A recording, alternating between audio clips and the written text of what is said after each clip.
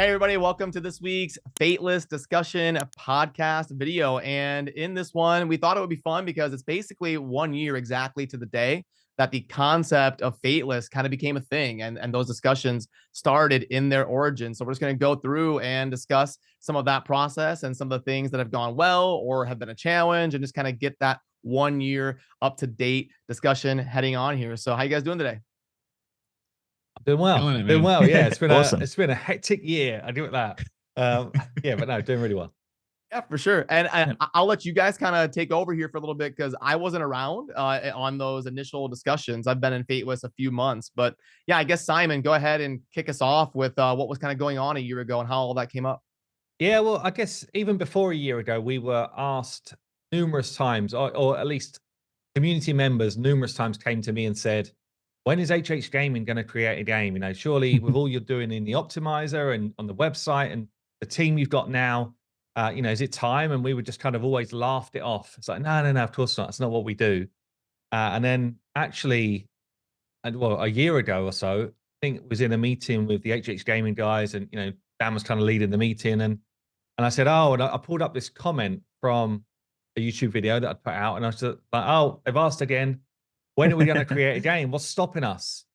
And it was quite quiet in the meeting, wasn't it? It was kind of like silent, right? Yeah, almost it's like, what is actually stopping us? Yeah. It turns out quite a lot that we've learned this year, but we've obviously got over a few of those hurdles and learned a lot along the way. But I think at the time, we were very much of the opinion that I think it was a running joke for such a long time that why don't we just make our own game? Why don't we just dive in? And it got to the point where we were 2 years into HH Gaming. We were doing financially very well as a company. We just brought on YST as a content creator to expand kind of the team, and by doing that, it freed up some of like mine and Simon's time to look at other projects and things like that. And as well as that, when you start to build out a company and you've got the responsibility of looking after staff and things like that, you start thinking about the longevity of where we're going to be. And obviously HH Gaming as it is right now, we are moving away from it, but where we were at that time is we were very reliant on one game, one product, and the community was very much around that. So our thoughts was always, what's next? Where are we going to be in 10 years' time? And what cool projects can we do along the way? And as Simon said, it came up in this meeting that we would, why couldn't we make our own game? And the reality is, I think Simon and I both sort of talked about it, and we said, well, chances are there's hurdles that we don't know about. But if we don't try, in 3 or 4 years' time, we're going to look back at when we had this opportunity to just give it a go, and regret that we never made the decision or that leap to do it.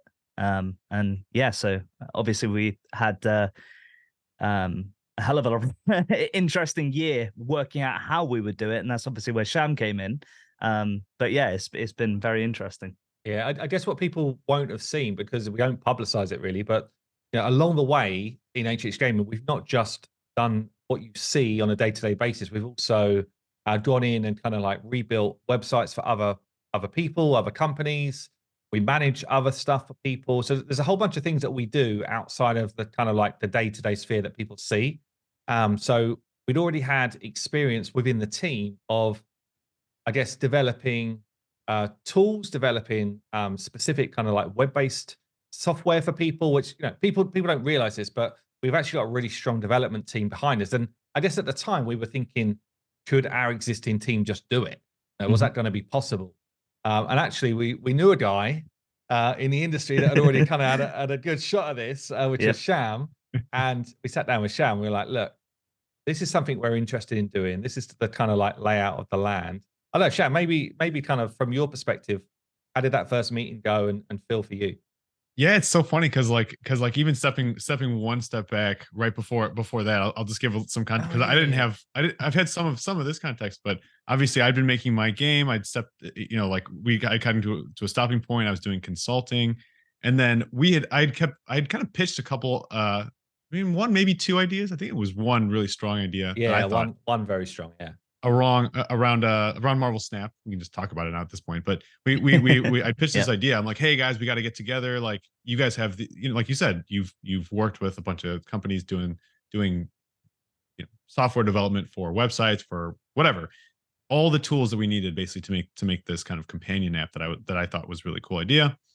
But you guys were like, it's not the right time. We've got this other project going on. I think you guys were doing a big revamp on the optimizer, if I recall. It was the mobile optimizer. Like it was when we were working on the mobile optimizer. Yeah. That's right. And which is massive. It's so cool that you guys actually got that done. So many people said that wasn't going to happen, and so did we. Yep. For 2 years, we said it was impossible. But that's so. And then at that point, but we were like, okay, but we like each other. We want to work together. We we have the same kind of mentality. We have this kind of always on type of kind of focus, and so we were like, yeah, at some point we're going to work together, right? And so, coming back to where we were, you guys kind of were like, hey Sham, let's chat, and then sort of just brought this up, like, well, what if we did make a game? What would we need? How would we do this? How could we work together? And it was like I love that concept that you guys just talked about, the kind of the Jeff Bezos method of the no regrets, right? You don't really that's how you make, I love that philosophy of, I try to make a lot of decisions, and if I'm not sure about one versus the other, you just evaluate it. Which one is, if I don't do this one, am I going to feel, which one am I going to feel more regret, basically? Yeah. And it feels like, I'm not sure that's your total philosophy, but at least for this decision, that was huge. Because do you guys remember the initial estimate on the price? I was like, I think it'd probably take 1.5. 1.5. Yeah. That's what that was in my head. Come on, Sham. Yeah. I would have probably guessed like 5 million. Listen. We were because we're initially, I think we didn't even really have 100% a genre exactly that we were. I mean, in fairness to that estimate, this was very much like along the lines of Simon's original estimates when we put together the website. We had a base idea for what we were going to do, and it's kind of like this, and we've joked about this in the past, where it's like, okay, we started off with we're going to build a website that sells merch, and then it ended up escalating into hellhades.com, which is an absolute monster. And I think the reality is that we had an estimate or a rough idea for what we could produce a game for, but the reality is that wasn't the estimate or budget that we would need to produce the game that, one, our community deserved, or one that we felt that would actually bring value and be the type of game that we would want to play. And that's obviously when the realistic prices for this type of development came in. Well, and I think as well, like we changed the scope of it a bit, right? So when we first reached out to you, Sham, it was like, well, we're going to have to get our team in. We're going to have to employ a certain number of artists, developers, and the more we kind of talked it through, the more we felt like that was the riskier direction versus going out and working with an actual studio that's already got hundreds of employees that could do all of these different roles. And so I think the big change, I mean, obviously it still would have cost more than 1.5, but the big change was like, we actually went to these studios and said, look, this is what we want, and listed out features, number of characters, everything. We listed out everything we would want in a game.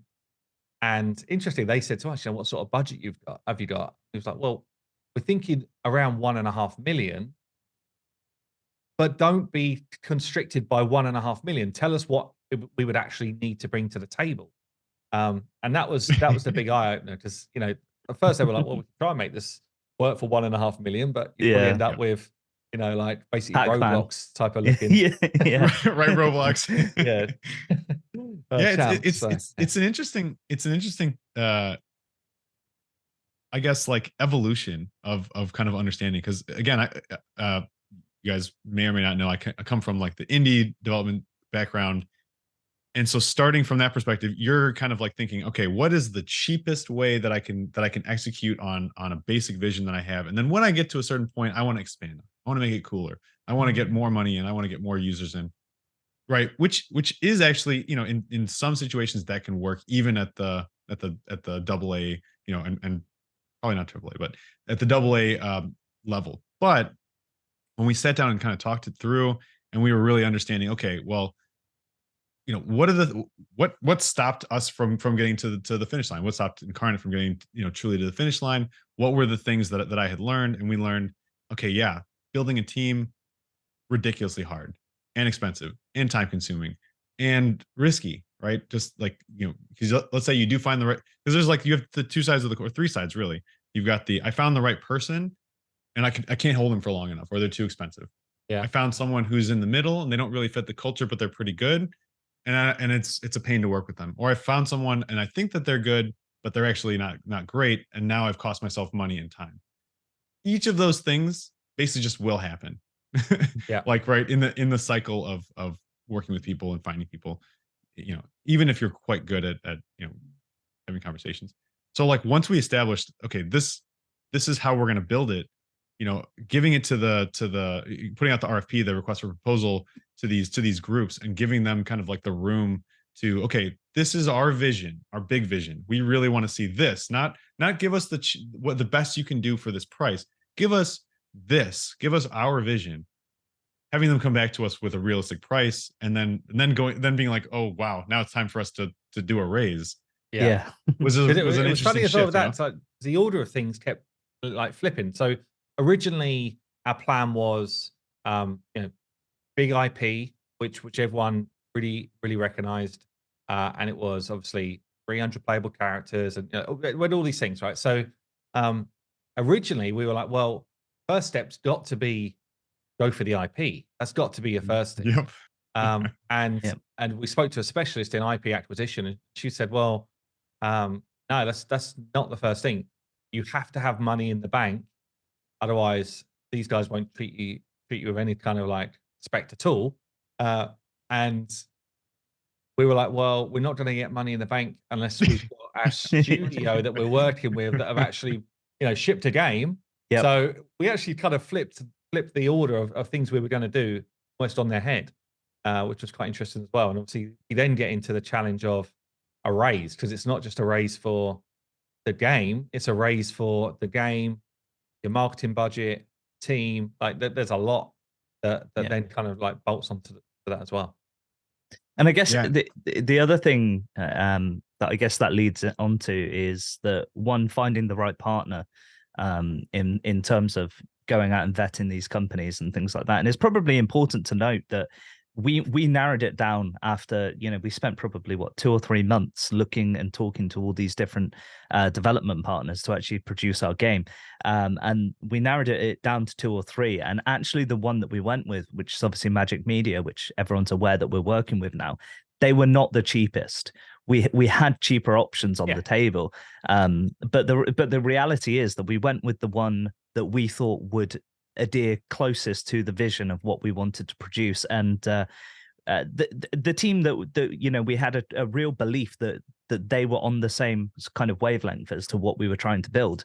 And it's funny because it was actually only once we met the creative director that was going to work on our project that we really bumped them up there, because the initial kind of sales pitch, I guess, with Magic Media and stuff, although that, you know, it was fantastic, we weren't convinced until we got in that call with Mladen and the guys who would actually be the ones kind of directing the project and the development. That it's like, yeah, actually, yes, it's a higher price, but they get it. The man, the myth, the legend, Mladen, man. This man, he's someone that it would be awesome to kind of highlight at some point. Get on here, because he's someone that, you know, you can start talking about a subject. You're in a meeting, you know, when he chimes in, it's gonna be a long one, but it's gonna be a good comment. You know, you're gonna be like, okay, I came away from the this. guy just knows more about every fantasy genre, like film production, like books. Yeah. Everything. Historical he just knows more than and anyone I know on every single one of those things. Like when we were looking at IPs that we really wanted to work with, and you know, he was just a massive fan of all of these IPs. And actually, Chosen, we had a session. Actually, we had a video together where we were kind of like me and you talking through. Well, I couldn't give anything away, like who we were actually going for, but talking through what options were interesting. And I know you did a video actually where you kind of like threw up, I don't know, maybe like 25 and ranked them for what would be cool to do. And I remember watching and thinking, well, all the ones we're talking to are on that list. Like everyone. It's before I was a part of the team. That's right. And I kind of was like, if Hell Hades isn't going to leak it, I'll leak it for you. I'll figure it out. I'll do some investigating. And I wasn't part of the team. So I just went through in my head and kind of thought of what's the most like the 40 realistic options. I put them up on the board and I ranked them, which was kind of funny because that was before I even approached you guys about working together, but I was trying to figure it out. Oh, you made some good guesses. And there's also a couple of interesting ones that we hadn't even thought about. I was like, that could work, I guess. Like I hadn't thought of that direction, but and that was kind of like the catalyst of me starting to work with you guys is, Simon was kind of like, well, hey, what do you think about this? And then I was like, well, what do you guys think about this? And then it was kind of like, why don't we just work together? Like, if we're gonna talk, why don't we just, and then that was kind of how that negotiation started. But something I also wanted to ask you guys about is now that it's been a year, if you went back to the start, is there anything you would do different? Did you make any mistakes? Is there anything, if we were around the clock a year that you'd be like, we're going to skip that, or we're going to change this, or we're going to spend money on this? And I'll let you go ahead and start us out, Dan, from a business perspective. Do we get all the knowledge we have now? And we get to start okay. Yeah. It's kind of cheating because like then I would know a lot of I'd be like, all right, we're going to skip this thing. We're not going to have these conversations, but I don't know. Dan, I'll let you jump in. Go ahead. What would you say? I mean, we obviously spent quite a lot of money pursuing an IP, and I think in hindsight, the more we looked into it, the more we realized how limiting that was going to be for the overall project. And the reality is, it's like, yes, an IP will bring external people to the table, but that being said, we're still creating a game that we would want to play. And the problem is, and people probably don't realize, is by creating a game which is solely based around an IP, I don't mean just incorporating an IP into your game, but you're effectively paying them for the right to make a game for them. And they have decision-making skills over what the game looks like, what it feels like, and the abilities that things people can characters and things like that in the game can do. You have to effectively pay them for the right to create a game for them, and then they still take a proportion of your income as well forever, which financially sounds crazy, but at the end of the day, the footing that it would give you from having the backing of a recognized IP is usually worth it from a business sense. Now, I guess from our perspective, and we don't know whether it's going to be the right choice or not, but the reality is, the more we looked into it, the more we realized that developing our own IP not only would give us that freedom, but as a company moving forward, it would put us in a much stronger place. Now, whether that was a mistake or not, I mean, we're yet to see. But personally, I've backed the idea of creating our own IP from day one. But we are a team, so I also saw the value in pursuing an IP as well. But for me, the challenge of building our own IP from scratch was always like super exciting. So yeah, I think that's probably one thing that we would sort of change from day one. But the reality is, I think we probably had to explore that option first because it was the safer option for us as a new company. But yeah, we'll see if that plays off, I guess. What about you guys? Made a lot of good connections as well, so it wasn't a total loss for sure. Yeah, I mean, I would say a big learning for me is, and it probably ties into the same sort of topic as what Dan was talking, but like in all with business, in all walks of life, actually, the more people you know in a sphere of kind of like influence, the better you're going to do. So, it turns out that I would imagine if we knew some very senior people in some of the IPs that we were talking to already, then some of those conversations wouldn't have taken several months. They might have taken a few weeks, and then we would have made a decision either way. Yeah. Equally, the more we've kind of like worked our way through this journey, we've started to get to know people in big businesses, you know, in this industry now, and they're kind of like reaching out to us, and you know, people in Tencent, which actually have been really great for just advice. You know, it's just and actually connections. So it's like, oh yeah, we need someone who does this. Oh, don't worry, I know 10 people, and it's like great. So I think probably not that I don't know if we could have done it, but certainly something you'd love to do is to at least try and broaden your network beyond what we already had as early as you could. You know, we've got a really good network, I'd say, in the kind of like creator space and, you know, that kind of like localization, but we don't really in producers, developers, narrative designers, you know, all these other things which we're now kind of getting involved with. So for me, hot take, I wouldn't change a damn thing. Good I mean, I'm not even kidding. Good man. Like if I'm real, like, you know, of course there's times where it's like, oh man, we spent a little bit extra time, a little bit extra money. But I mean, you guys already kind of hit on these things.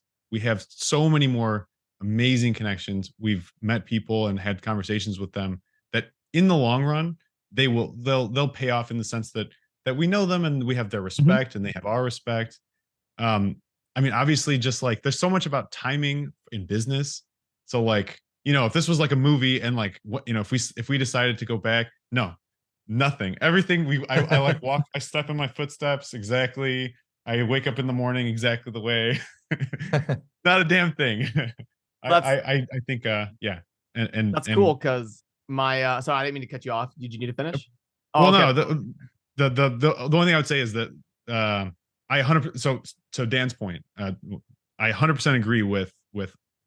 We had to go through, and Simon actually, we had to go through that process of vetting and understanding the costs and the process. You just can't know these things without having for IPs without having those conversations. Like I don't even the information just isn't available. We talked to an expert, and they gave us, and she was just like, well, sometimes it's like this, but it depends on your size and their appetite and timing and the movies and the other video games that are coming out. You really don't. You just can't know. You have to have those conversations. And so, I don't know. That's what I would say. I was going to say probably one of the other things to take away from it is, and I guess this is something that we learned, especially during that process, that even now in this age where all of these companies are going to influencers in terms of their marketing, the thought process that an influencer or somebody who already with an established community actually making their own game was almost unheard of. So we would go into these meetings and they were like, well, what do you mean you guys have like already got this huge audience? And immediately, you know, they're on board with it. But then when it gets through their process, they're so not used to dealing with the type of company startup that we are. We're not just you know, a couple of people wanting to build a game. We're an established community. You know, at the end of the day, you know, we're effectively just the spokespeople for the community that's behind us. And we're entering not with a team of like 3 or 4 people who want to build a game. We're entering with hundreds of thousands of people who are already tied into and connected to this genre, and we want to create the game for them. And that's just something almost unheard of in the space. And even when you're going into these people with the established IPs, they've worked with game companies, which are massive game companies.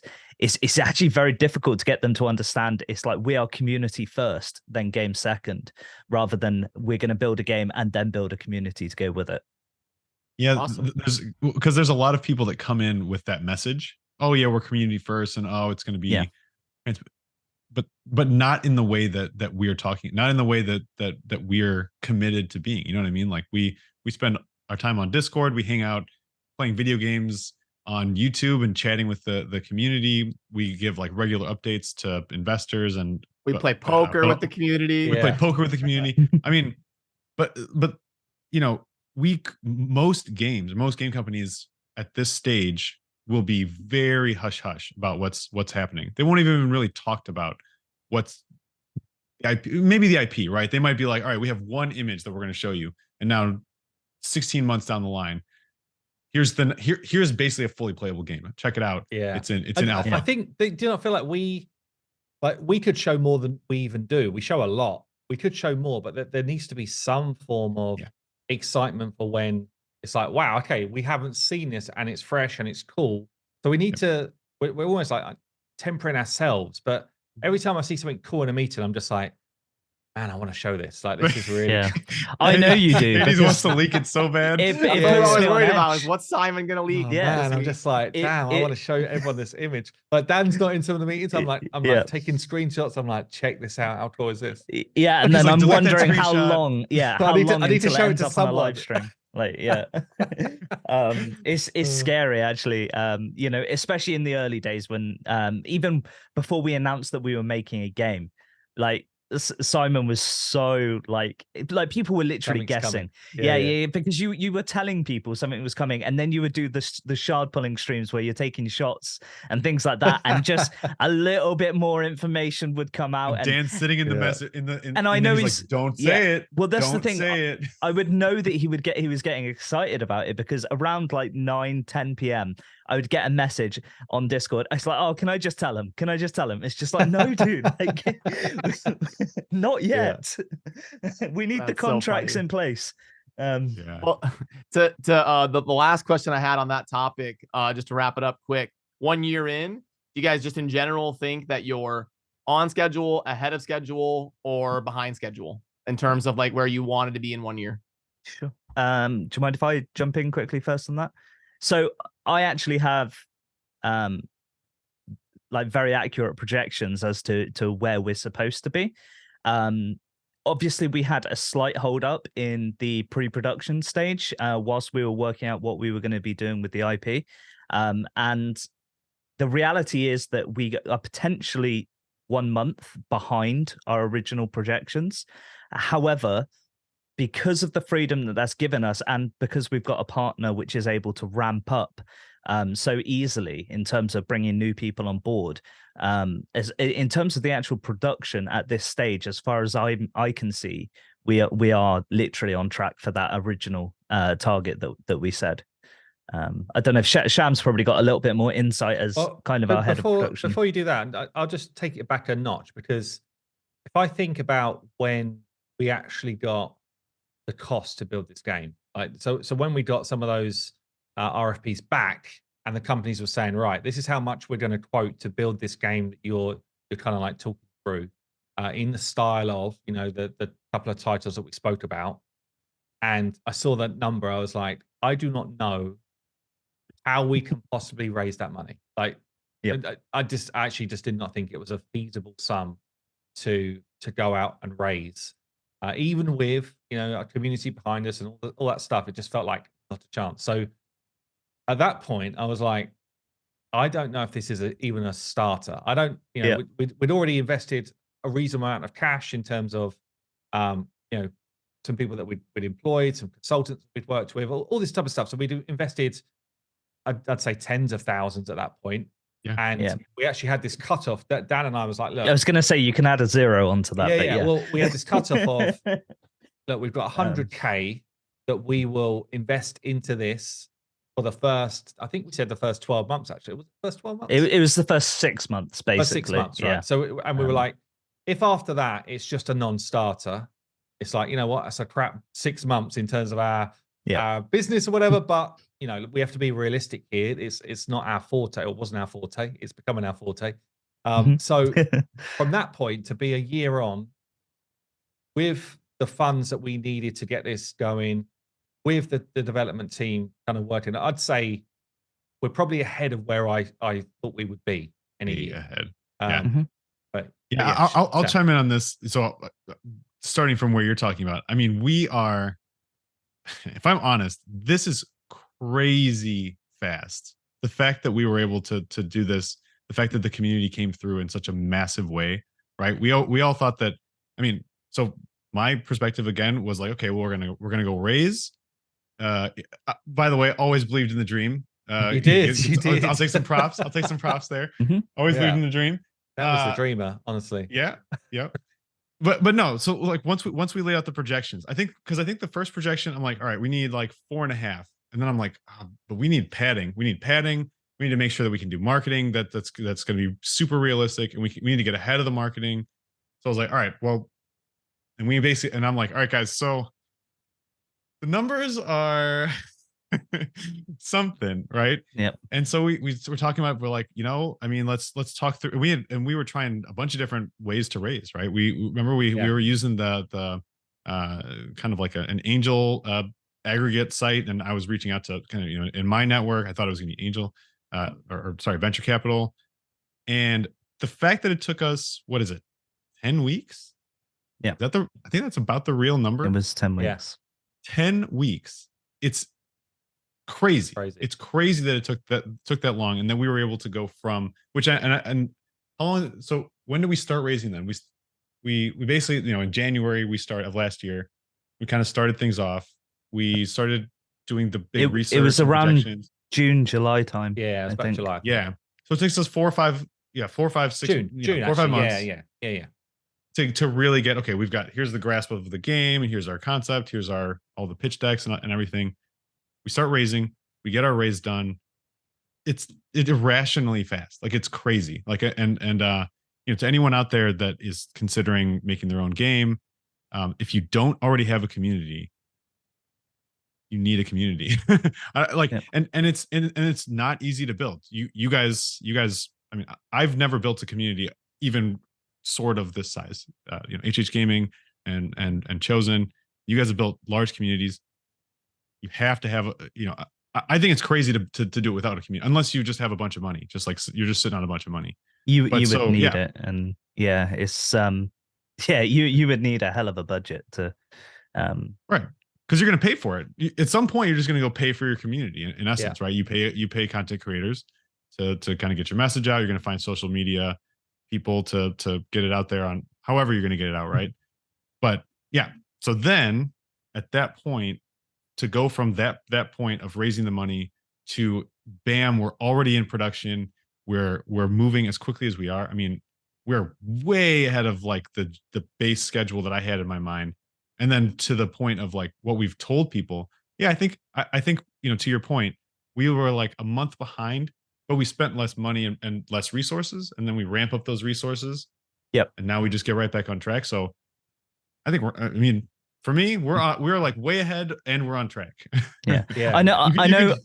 Yeah, I know when we originally announced it and we said that it was going to be like, 24 months or so before people started seeing a game. And I think even in Chosen's video before he joined the team, he was saying that, that's a pretty unrealistic time in terms of being able to produce a game in that. But I think the reality is, because we're working, I think if we were a small studio, we're a startup studio from scratch, then absolutely that would be impossible.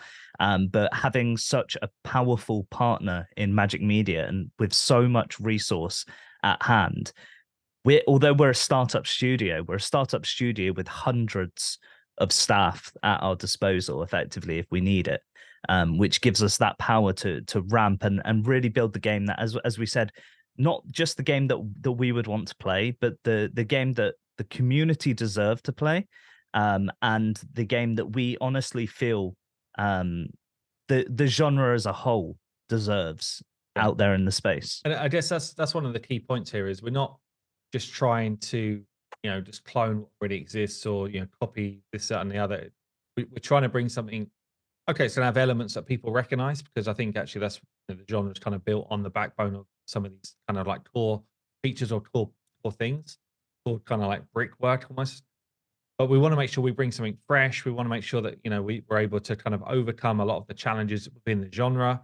We want to bring lots of really interesting champions to collect, characters to collect. So there's a lot of work that goes into it, and still, even though we know the timeline, it's still quite a daunting process to look at it and think that even from where we are now, which is just finishing pre-production, which basically means we've kind of got all of the groundwork done, art Bibles, UI, UX Bibles, all of these things which we have to get so that a team know what they need to follow.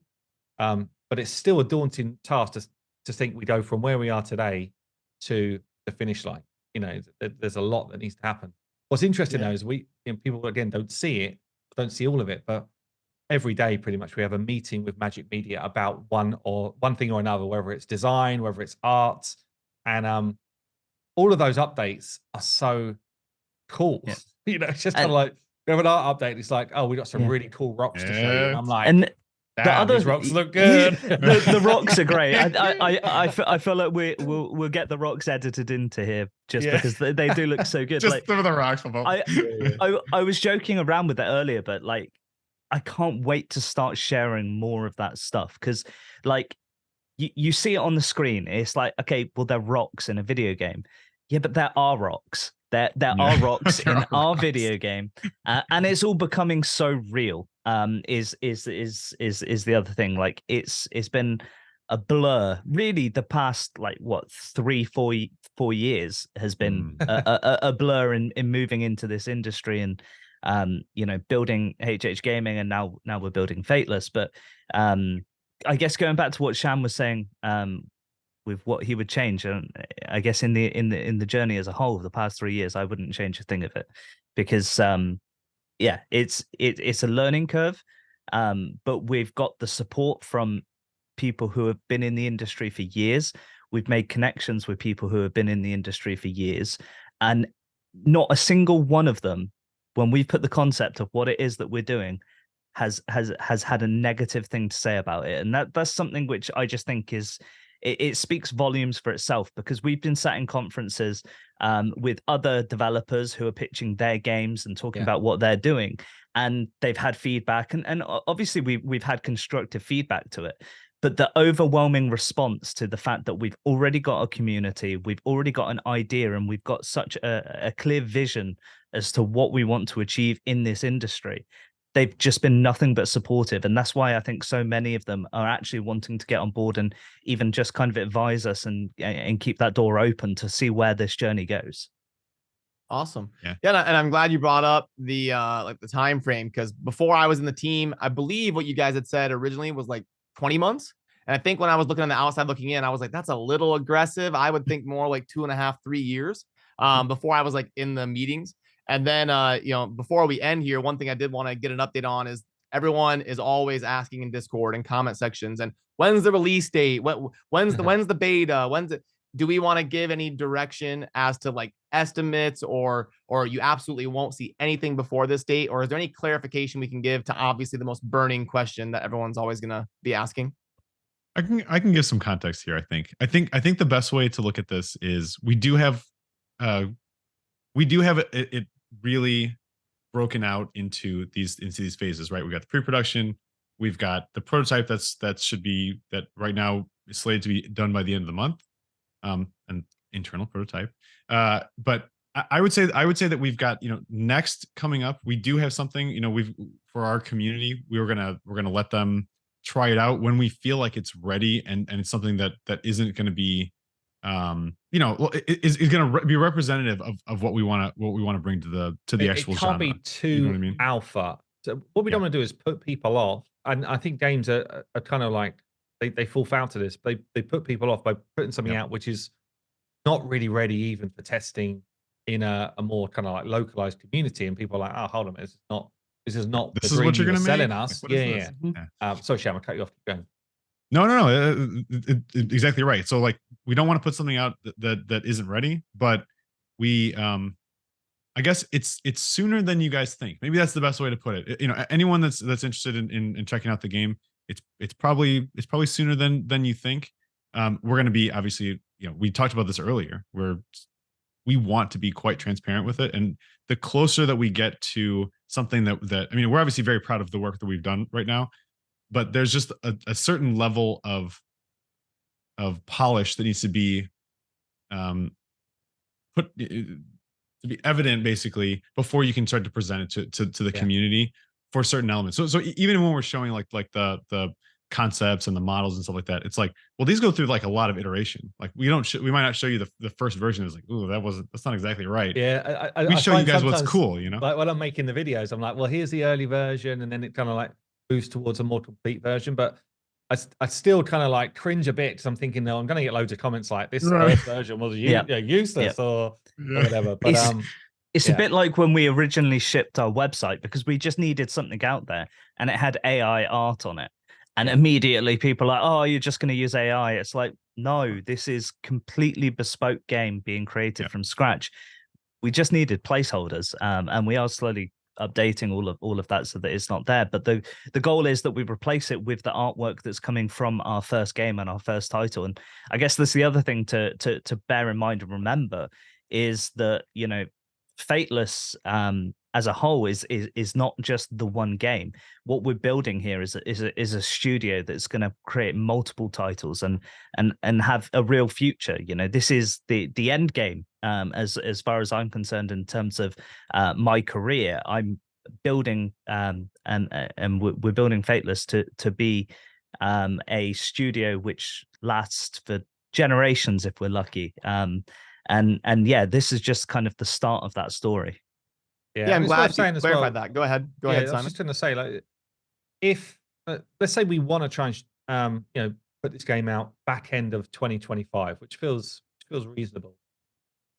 If it feels like some of the champions are not up to the level that we want them to be, won't release the game at that point. Like, if it feels like the features are not as complete as we want them to be, or, you know, there's not as many as we wanted in that time period, then we won't release the game at that point. So ultimately, I think we're putting a lot of pressure on ourselves because we don't want to limp into this genre with an average title that can do okay. Like, basically, we want to come into the genre and have a game-defining sort of moment. We want to come in and basically be at the top of the genre in terms of quality of game, quality of visuals, you know, number of cool characters that you could get. And, you know, the more we're kind of like diving into the myths, legends theme and seeing so many cool potential characters from different areas that perhaps I've never even, you know, looked into before, it's going to be really exciting. So, but yeah, we won't do that though. We won't just kind of come in with a load of shortcuts to make a time. That's the main. Old school Blizzard style. It's ready when it's ready. But but as we mentioned, we are on track and we're feeling good about timelines. So yeah, but if it's not ready, it's not ready. We're pushing Magic Media against timelines. Like, don't get me wrong.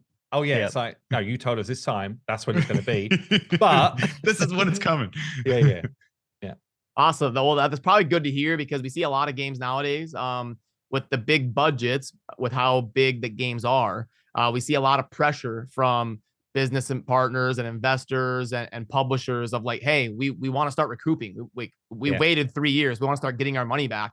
And we see a lot of games come out half baked where they would have had a much better release if they just waited 3 or 4 months. Yeah. Sure. So yeah, it's probably refreshing to hear that we're going to lean towards quality and doing it right as opposed to rushing into revenue as soon as possible. That's a massive shout out. I think that mentioning that and having, because of our investors are literally a part of the community, they're just excited about the game and the output as we are. They're not sitting there going like, how am I going to get my money back? They're, you know, I would say all the investors, we told them this is a long play. This is like, you're getting into, like you said, we're building a studio. You're not just ready to kind of like start recouping your cash after a quick set timeline of 2-3 years, like a VC firm or, you know, a lot of typical investors are. They're ready to see something really cool. And so, you know, every time that we've kind of had a conversation with our investors where we're like, we're going to go in this direction because we think it's better for the game, it's always been a thumbs up. It's always been very positive, very like, yes, let's do that. That's going to make a better game, which means it's better for the community, which means it's better for the company, means it's just better overall, right? And it feels like a natural thing that everyone should like. Why wouldn't any investor like want this? Well, that's just because that's the nature of investment. You make a bunch of bets and you're hoping that those bets, you know, turn over. Often it's not even something you're that interested in, is it? That's the difference. Whereas pretty much every investor we've got is really interested in the actual outcome of what we're producing here and you know, really supportive of the way we're doing it. So it's quite a fresh feeling and actually cool. Like, from our point of view, it's like great. You know, it's so refreshing when an investor says, any chance we can have a call this week? And you're thinking, oh no, this is going to be a challenge. And they're just like, yeah, just want an update on the game. Like, talk us through. New? Yeah. And that's quite nice. Awesome. Yeah. Well, is there anything that I didn't bring up that you guys want to make sure and get out there? I know you're a little bit more internal from the inception of Fateless than I was. Is there anything that we didn't discuss that you want to make sure to get in this episode? Well, one thing I will say is we've had to make quite tough decisions along the road in terms of the actual Fateless team. So, we've got Magic Media that we've recruited to do a lot of the groundwork. And I know there were some quite tough decisions because every person that we bring on board, like yourself, Brad, and, like others as well, there's a long-term cost, which either we didn't factor in or maybe we did factor in, but is that the right person for the role? And I've got to say that so far we have absolutely nailed the team side of things, which has always been a big part of what we did at HH Gaming, and continuing that with Fateless, and actually the management of the game design, the management now of the art style, all of these things are massively enhanced because those people are coming to the team. And I don't know how in the first place we ever thought, oh, we're just going to handle this with the three of us because we're bringing in a different company. Yeah, I'm like, it's impossible. Like there's actually still so much to do, and so much, because we're not just saying, here's a bunch of cash, go and design us a game. What we're actually saying is, here's the game we need you to design. And these are the characters we want. These are the skills they're going to have. Like that, and that's a really different request. So I will say, big up the team, really. Like we've actually got some really great people, and they're all working really hard to kind of bring this to life. Yeah, absolutely. And obviously, the three of us were kind of the inception, but as Simon said, it's because of the team that we've got behind us that will take it forward to the next level. Everyone who works on this project, be it the guys externally from HH Gaming, obviously we've got people like Ash or Tim, Mtashed, Dirk, Dane.